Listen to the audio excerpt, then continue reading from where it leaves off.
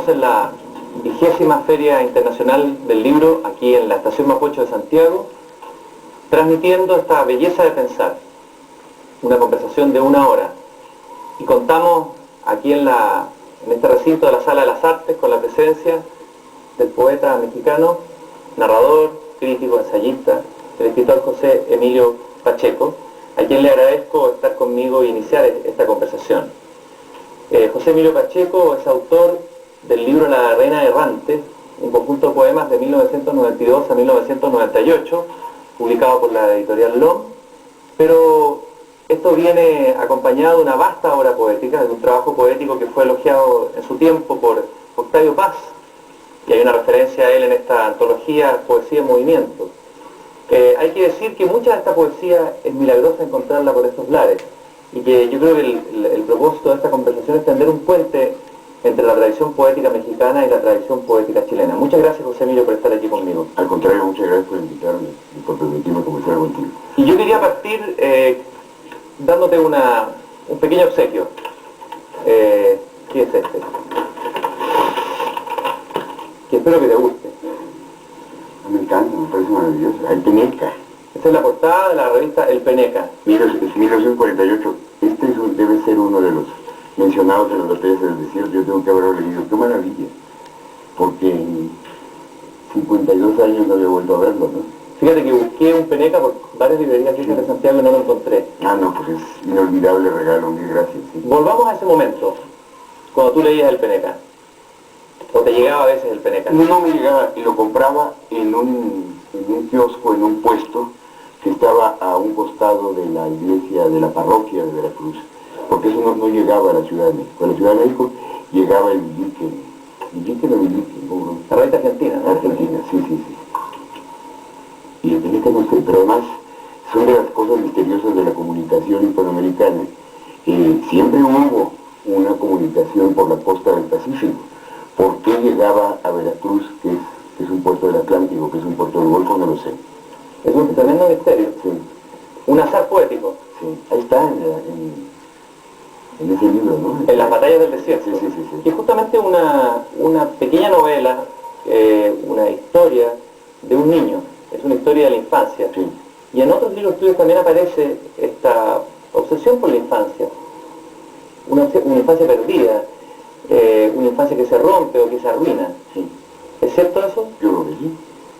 Pero no es deliberado tampoco, eso es lo que se me ocurrió en su momento. ¿Sí? Hay una honda melancolía en este libro, Las batallas en el desierto.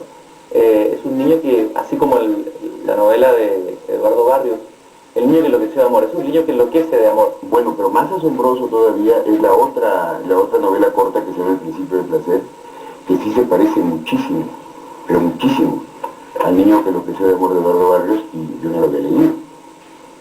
Sí. Pero no tanto las batallas en el desierto como El Principio de Placer, porque además es un diario de niño. Aquí no, es una ya reminiscencia de la vida adulta. Pero te agradezco mucho que hayas empleado el término melancolía y no nostalgia, porque muchas personas me dicen, me gusta o no me gusta su libro porque es tan nostálgico. Y yo insistía en que no es nostálgico, la nostalgia es la idealización del pasado, y yo estoy en contra de la nostalgia y a favor de la memoria. ¿Sí? ¿Y cuál sería la melancolía? ¿Cuál sería la diferencia entre melancolía y nostalgia? La melancolía no idealiza. La melancolía lamenta las cosas que pasaron y no volverán a suceder, pero no cree que haya sido, que vivamos un presente degradado con respecto a un pasado glorioso. No, ningún pasado fue mejor, ni fue glorioso, ni nada. Siempre la vida es difícil, ¿no? ¿Y por qué es difícil la vida? Por ser vida, no, es muy difícil. Ahora, en este libro hay una rememoración de lo que son en México los años 40, ¿no? Y ese México también nos llegaba a nosotros a través de películas y de canciones. Sí. Es un México que tuvo un fuerte impacto también en el mundo popular chileno y en el imaginario del mundo popular chileno.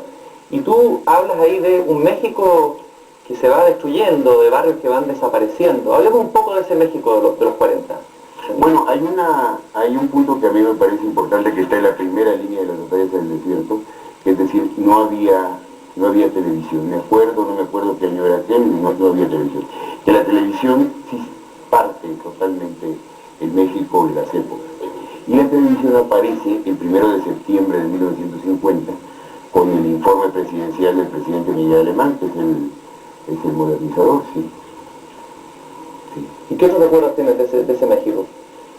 Pues yo creo que todos los que puse allí de una forma de ficción, pero es que uno no tiene, de la infancia no tiene recuerdos, tiene como fragmentos, como secuencias, no tiene un relato continuado, ¿no? Bueno, sí tengo uno que es mi motivo de querella con mis amigos chilenos y santiaguinos, que es mi amor por el río Mapocho, que yo no consigo a nadie que le guste.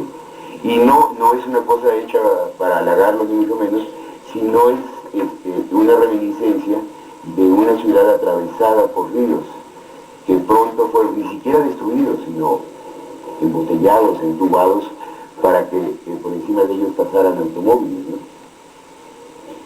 Que yo jugaba, montaba en bicicleta, a orillas de esos ríos y eso desapareció. Ahora tú hablas ahí a propósito de ciudades, nosotros nos fijamos mucho en otra ciudad, pero tú hablas de una ciudad de México que algunos han clasificado como una ciudad post-apocalíptica, ¿no? Sí, yo creo que es apocalíptica, que ya ocurrió todo lo que se temía y sigue adelante, pero sigue siendo apocalíptica, ¿no? Sí. Y al mismo tiempo tú la amas profundamente. Yo la amo profundamente, pero me parece una ciudad terriblemente fea y terriblemente destruida. Pero, por ejemplo, es que tan inútil como la nostalgia es el pesimismo o el optimismo. En 1975 se decía, en el año 2000 esto va a ser inevitable, va a ser un infierno, porque va a tener 30 millones de habitantes. Nunca llegó a los 30 millones de habitantes y resistió el espantoso terremoto del 85, ¿no? Sí.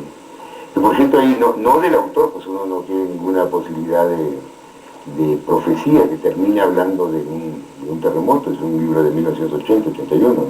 En varios de tus cuentos que yo leí, en los que pude leer, sí, después de una búsqueda laberíntica, me imagino y te lo agradezco de verdad. Pero leí todo lo que pude. Sí. En varios de tus cuentos, particularmente en uno hay un personaje que desaparece. Es un cuento sobre otro cuento, de un señor Quintana. La fiesta brava, la fiesta brava. La fiesta brava. Sí. Luego hay otro cuento donde desaparece un niño en un parque, claro, frente a su madre. Sí, tenga para que se detenga. Bueno, ahí vemos de alguna manera una ciudad laberíntica donde hay varios niveles de realidad, niveles de pesadilla y niveles de realidad. Sí. Siempre se ha hablado que México es laberíntico, bueno, eso lo dijo en la metáfora, lo usó Octavio Paz. Sí. Me gustaría que habláramos un poco de eso. ¿Cuál es tu visión de ese laberinto? Bueno, el laberinto está en ser una ciudad superpuesta, una ciudad de capas superpuesta. Es una escritora inglesa que se llama Sybil Bedford, que fue biógrafa de Trotsky, después recorrió México en los 50 y tiene algo que México, bueno, es que en México usamos indistintamente, nosotros nos entendemos cuando nos referimos al país y cuando a la ciudad, pero también la gente que no es de la ciudad lo considera como un acto de anexión imperialista, porque todo el país va a tener que soportar el nombre de la ciudad. Entonces dice esta señora Bedford que andar por las calles de México es como caminar por Troya, porque todo está abajo. Y yo veía también que eso es una característica americana, independientemente de hispano o de anglo-americana, está en todo el continente, ¿no? En Europa una ciudad se hace a base de conservar lo que perteneció a determinada época, y en cambio desde Nueva York y supongo que desde Canadá hasta la Tierra del Fuego, hasta Punta Arenas, tenemos la idea de la pirámide, que la pirámide no era demolida, se construía una sobre otra. Lo que vuelve muy impresionante en la Ciudad de México es que allí está la ciudad de Tenochtitlan, la ciudad de los aztecas, y no se puede desenterrar porque ocurre lo que sucedió con la catedral. En 1978 se descubren los restos del Templo Mayor y deciden sacarlas a la superficie, entonces se hunde la catedral.